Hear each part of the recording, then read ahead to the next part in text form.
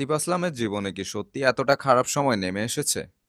ঢাকায় নিরাপত্তার অজুহাতে বাতিল আতিফ আসলামের প্রকাশ্য কনসার্ট।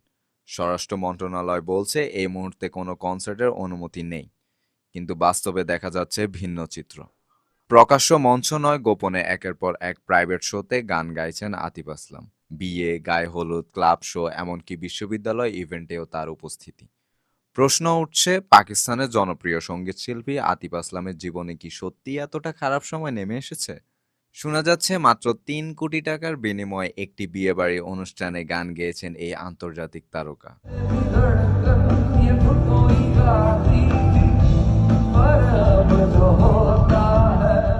গত বৃহস্পতিবার এআইইউবিতে আয়োজিত মিউজিক বিয়ন্ড বাউন্ডারিজ অনুষ্ঠানে গান করেন আতিফ আসলাম।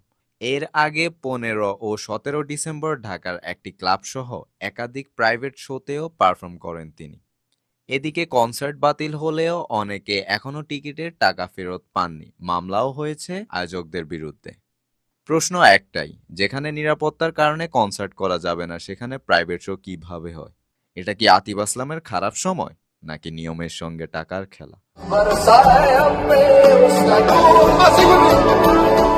শিকড় টিভি, কানাডা।